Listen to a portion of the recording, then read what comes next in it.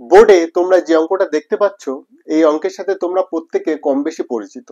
তবে আমার যতদূর মনে হয় তোমরা এই ধরনের অঙ্ক এলসিএম মেথডে করে থাকো। তবে এখন আমি এটা এলসিএম মেথডে নয়, এটা ডিভিজিবিলিটি মেথডে করব।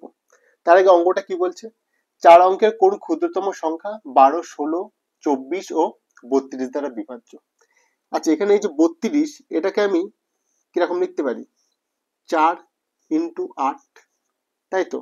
তার মানে বুঝতে পারছি এই যে 32-এর ভেতর 8 সংখ্যাটা আছে।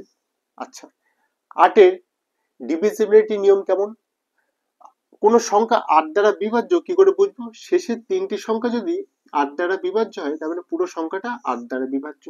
এবার দেখো, এই যে শেষের 3টি সংখ্যা মানে 36 8 দ্বারা বিভাজ্য, তুমি বলবে না। আচ্ছা, 46 8 দ্বারা বিভাজ্য নয়, 66 8 দ্বারা বিভাজ্য নয়, তাহলে একমাত্র অপশন সি, এই যে 56, 27টা 56 8 দ্বারা বিভাজ্য। তার মানে সঠিক আনসার কি হয়ে যাবে? Option C. আশা করি অঙ্কটা বোঝা গেছে।